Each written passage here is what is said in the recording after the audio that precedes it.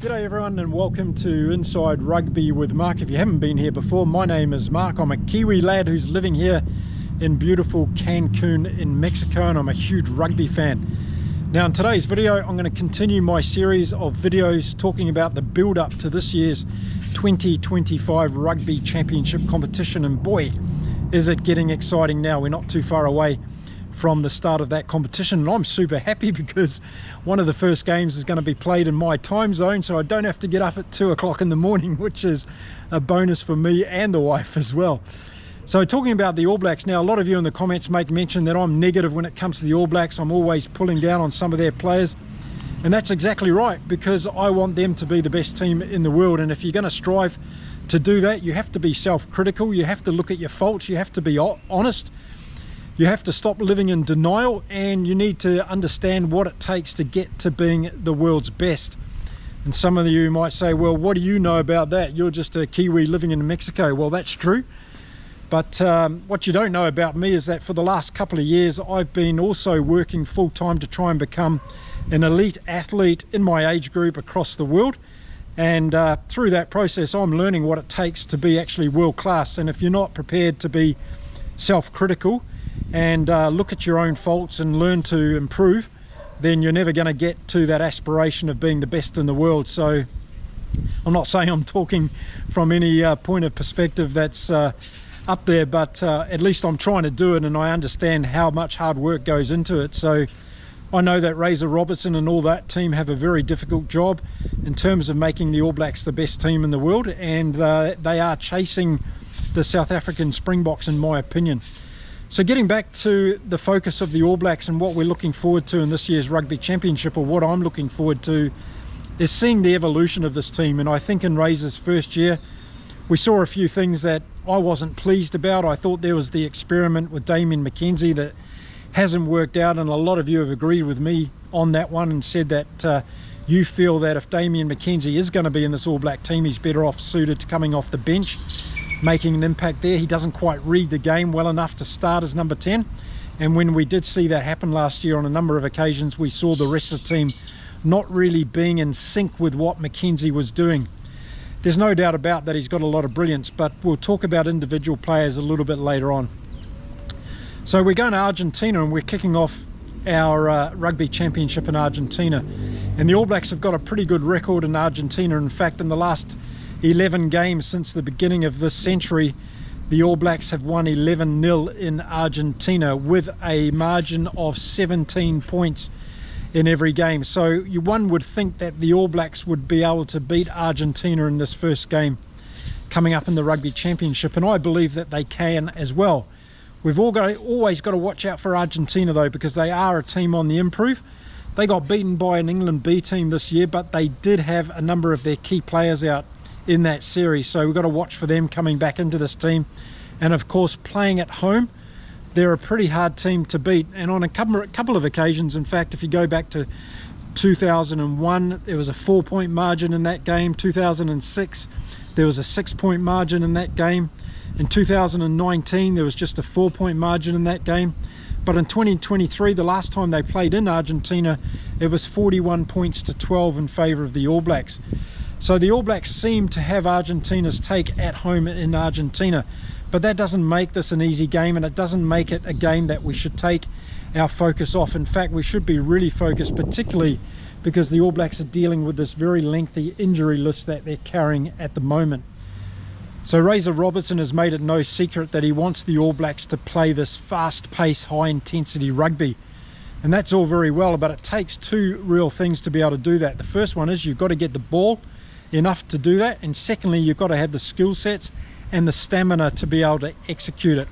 And what we've seen so far in the last year from Razor's team is they haven't been able to play that type of rugby for 80 minutes. And if you've been watching my videos over that time, I've always been saying that I think it's near on impossible to play that speed and intensity for 80 minutes. And the reason for that is because, as with any rugby game, there's going to be momentum shifts. The opposition are going to have their moment to shine. They're going to score some points. They're going to have some dominance in some areas of the game. And that takes away from your momentum and being able to keep that high pace and intensity going. So I think what the All Blacks need to get better at is being able to manage the game during those times where the opposition has their moment in the game, and understand that we can't play that high pace intensity for 80 minutes throughout a rugby game. So what do you have to do in the rest of the game when that game goes into those moments of momentum shifts? Well, you've got to be able to manage the game. That's where kicking comes into it. That's where territory comes into it. That's where possession comes into it. And you've got to have the right types of players that are able to do that. So I talked about getting a lot of balls. So let's have a look at the All Blacks forwards. And I think we're finally starting to get there with this All Black forward squad. I think we've got an incredibly good tight five now that can take on anybody in the world and beat them. And when I've talked about wanting Razor to experiment with new players, it goes to show that when you give players like Fabian Holland the opportunity to step up and play All Black rugby, there's a good chance they might be able to kick on and deliver what you need. He's been an outstanding forward, an outstanding lock, an outstanding ball winner for the All Blacks since he's played in that French series, and I can't wait to see how he goes in this year's Rugby Championship. So that's the type of experimentation that I'd like to see Razor do more of, so that he can bring other players in that have that standout opportunities like Fabian Holland has. So from a forward point of view, I think the All Blacks are really starting to get there. I love what I'm seeing in the tight five, and if you put Ardie Savea, Tupou Vai and Wallace Satiti in the loose forward group, I think they're going to be able to match it with anybody when it comes to speed, mobility and also strength and power. They may not be the biggest guys, but I think they can absolutely dominate when it comes to speed and mobility, and we saw that from the likes of Savea and Satiti last year. And I think the Tupou Vai experiment at number 6 is working. It's just going to be interesting to see whether Razor follows through with that now that he's named Tupou Vai as a lock in this particular series. But we have got someone like Simon Parker coming in. I'm super excited about that. I think he's going to be a giant in the game for the All Blacks in the coming years, and I think this is a really good decision to bring Parker into the group now as we're 2 years away from that Rugby World Cup in Australia. And that's exactly what I want to see from Razor in 2025. I want to see those players that he's named be giving opportunities now to play against these top opposition that we've got in the Rugby Championship. We've got the Springboks, we've got Argentina, we've got Australia, all playing very, very good rugby. So we want to be able to see if these guys that are coming in from the peripheral of New Zealand rugby, whether or not they've got it, what it takes to compete with the very best in the world. So yes, I'm loving what I'm seeing in the forwards at the moment from the All Blacks. The only question mark probably for me is what the impact of the bench and the forwards is going to have. And that's something I'm going to be keeping my eye on throughout the 2025 Rugby Championship. I want to see those forwards that come on for the All Blacks really dominate their opposition and really be able to create the platform for New Zealand to be able to have great 20-minute ends of games that we haven't seen for a while. Remember back a few years we used to be brilliant at closing out games. That third or fourth quarter of the game was the best for the All Blacks, but these days we're really falling off it and we're struggling to do that. Remember last year Argentina rolled over the top of us in New Zealand and got that win in the second half. Australia came back against us in the second half in Sydney and we nearly lost that game as well. And we weren't able to finish it off against South Africa in the second half of those games last year in the Rugby Championship. So looking at our second half performances in this year's Rugby Championship is something that I'm really going to be watching, and that's going to determine whether or not the bench is doing its job. Now, along with this fast-paced, high-intensity rugby that Razor wants to play with this All Blacks team, you've got to also watch your discipline, and that's going to be something else that I'm going to be keeping my eye out throughout the competition. When you go into breakdowns at speed and you want to clear out that ball, you've got to make sure you don't infringe, and we saw a lot of that in the Lions series, didn't we, against Australia? There was a lot of penalties handed out in that game, and that's another area where I think there's a question mark over the All Blacks. So I'm going to be watching that very closely to make sure that when they want to play at pace and intensity, that they're able to keep their discipline under control and remain patient and calm, respecting the technical aspect of the laws and making sure they don't give away too many penalties, because those penalties in the top games are going to be absolutely critical, because I think those games are going to be a few points here and there. You want to be on the right side of those decisions, and I think that's something that Razor and his crew are going to drill into this All Black team. So let's see how they go against Argentina in the 2 games in Argentina. But perhaps the big thing that's hanging over the All Blacks for me this year in the Rugby Championship is this whole host of injuries they've got. And yes, we've got some players coming back that are going to be available for Argentina, but are they going to be ready to go? Are we risking them too early because we're putting so much focus on these Springboks games in New Zealand? That's my concern, and that's my question mark. And therefore that leads to, do we have the depth in this All Black team to be absolutely world beaters? I think we do, but I think we've got to manage these injury concerns really carefully.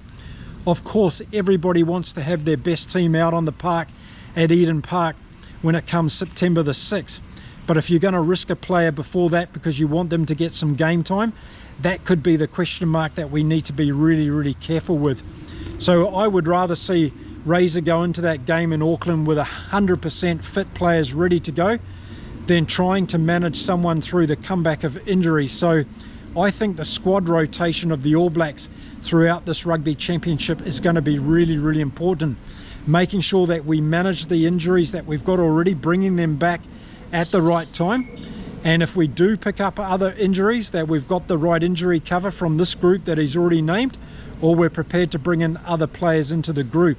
So I think that's going to be a really big factor that we've got to watch throughout the Rugby Championship in 2025. Now, I've given my approval on the forwards for the All Blacks, so what do I think about the backs? Well, I think this is where we've got some weaknesses, and we're going to really see it from the start because we've got Cam Roigard and Noah Hotham out of these first games. So we're going to see Cortez Ratama having to step up. We're going to see Finlay Christie, who I'm not a big fan of, probably coming back into the starting group of this All Black team. And we're going to see someone like Kyle Preston, who I am very excited about and want to see how he goes in an All Black jersey, because I think he could be the answer the All Blacks are looking for, along with Hotham. So let's see what we do at number 9, because I think Cortez Ratama is going to have the series of his life if the All Blacks are going to perform well in the backline. So let's see how things start off in Argentina and who gets named in those first 2 games. And then moving out to number 10, I think this is an area of weakness for the All Blacks. We've got Beauden Barrett injured at the moment. He's going to be coming back in time for Argentina. But what if he picks up another injury, if he picks up a longer term injury? The All Blacks are very dependent on Beauden Barrett, and I don't like that. I think we need to build more depth in at number 10. And as I said, Damien McKenzie is not the man for me. He needs to be starting off the bench if he's going to be in this All Black team. And then we've got Ruben Love. What are we going to do with Ruben Love long term? So here's one of the players that I would like to see already put forward in that number 10 jersey this year, because we've only got 2 years to go before the Rugby World Cup. I want to see Ruben Love as one of the best number 10s in World Rugby before we get to the Rugby World Cup.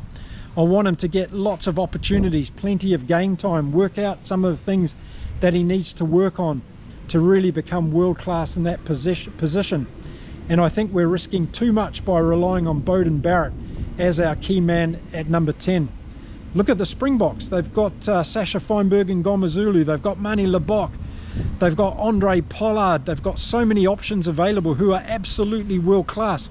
So I fear a little bit if something happens to Barrett, the All Blacks are going to be called out short in the number 10 jersey. Okay, so what would I like to see happen around the number 10? Well, like what they're doing with the number 9. They're creating more depth. So I would like to see more number 10s coming into the squad and being there for cover, because I think that would be really good. And the way you do that is you appoint Ruben Love as a number 10 now and bring in another fullback or another utility back. And maybe Rihan is ready to come into this All Black squad and get some time being around this squad so we can bleed him into it as well. But maybe you've got some other options in the comments that you'd like to see in that number 10 jersey for the All Blacks. Okay, so the midfield, and this is where there's a lot of question marks for me. What if Jordie Barrett gets injured? Who have we got to step up there? Anton Leonard-Brown, for me, looking forward to 2027, not the guy. Quinn Tupaia hasn't answered the questions yet. Haven't seen enough of him doing good stuff consistently in the midfield. Billy Proctor, same thing. We need to see him moving on in his evolution. And we saw a little bit of that in the France game. We need to see more attacking flair from him, I believe, in the 13 jersey. And we're going to see Tavata Vanawai, who's coming in now. Let's hope he gets some game time. So for me, that 13 jersey, that 12 jersey, there's still some question marks that I don't think the All Blacks are talking world-class dominance there that we had a number of years ago. And then moving out to the wings, we're still not seeing that try scoring penetration like we do when we put Will Jordan out on the wing. And of course we all want him at fullback. I think, let's know in the comments if you want Will Jordan at fullback. Now that Rieko Ioane's on the wing, a lot of you are saying that's the right move, he can score a lot of tries. Well, I'm going to want to see it in this Rugby Championship if I'm even to consider changing my mind about Rieko Ioane heading towards 2027. And then on the other wing, well, we've still got some gaps, haven't we, with Caleb Clark being injured at the moment, Narawa coming in, let's see what he can do. And Sevu Reece, for me, yes, he's busy, he's express, he gets hungry, but is he absolute world class when it comes to World Cup semi-finals and finals? I don't think he is. So let's see how the wingers perform for the All Blacks in this year's Rugby Championship. And then at fullback we've got Will Jordan and Ruben Love there at the moment. I think this is a good combination, but again, I'm all for putting Ruben Love in at number 10 and putting somebody else in there at fullback. I don't know who that would be. Let me know in the comments if there's another great 15 hanging around in New Zealand at the moment. There's a lot of great 15s in World Rugby at the moment, so this is a position where we really need to have some depth as well, and I don't think we've quite got it at the moment. So can this All Black squad be world beaters? Of course they can, but they're going to have to demonstrate the consistency of playing fast-paced, high-intensity rugby for a lot longer than 20 or 30 minutes in every game. They're going to have to go back to being able to close out games in the second half, and they're going to be able to have to withstand pressure when teams are throwing things at them. No more of these comebacks like we saw from Argentina in Wellington last year. No more of these comebacks like we saw from Australia and Sydney last year in the Rugby Championship. The All Blacks need to be solid in the second half of these games, and then I can start thinking, yes, this team can really be world beaters. I think this Rugby Championship competition is going to teach us a lot, not just about the All Blacks, but about a lot of these teams and where they are in their evolution 2 years out from the Rugby World Cup. We're going to see the positions that we really have some concerns in throughout this Rugby Championship. We're going to be surprised in a couple of occasions, and we're probably going to be surprised in a good way as well, as we have been with players like Fabian Holland so far in this All Black team. So yeah, I'm up for it. I'm up for this All Black team being world beaters. I want to see them take on the Box and beat them comprehensively in 2 games in New Zealand. But to do that, I really need to see those things I've mentioned in this video happen. And we'll have to wait and see what Razor does. So the team's going to be announced next week to take on Argentina in the first test. That's going to be the first step in this journey, because we're going to see how these injuries are truly impacting this team and whether or not this All Black team has got the depth to be able to go on and beat the best rugby teams in World Rugby this year. So there we go. That's my first thoughts 10 days out from the All Blacks' first game in this year's Rugby Championship that'll take place in Argentina. Let me know what you think about the things that I've mentioned in this video. Do you agree with me? Do you see the forwards being very strong for the All Blacks this year, and that group coming together very nicely as we're starting to evolve this team more and more? And do you share the concerns that I have about those positions in the backline? And what do you think the remedy is for those positions? What do you think Razor should be doing in 2025 to make sure that we've got the depth and the growth of those players as we get closer and closer to the Rugby World Cup in 2027? I'd love to hear your views in the comments. Now I'm going to be back with more videos as we continue the series of building up to this year's Rugby Championship. So to stick around, please hit the subscribe button, give this video a like and a thumbs up, and share it with all your rugby mates around the world, or at least around your country. And I'll be back again really soon. Don't forget to follow me on Twitter as well. I'm making posts up there on a regular basis about different things that are going on across the world of rugby. Okay, that's it for this particular one. Thanks very much for watching, everybody. Remember to keep safe, keep well, keep enjoying your rugby across the world, and I'll see you again soon from beautiful Cancun in Mexico with another video. Until then, it's time to say adios from me. Bye for now.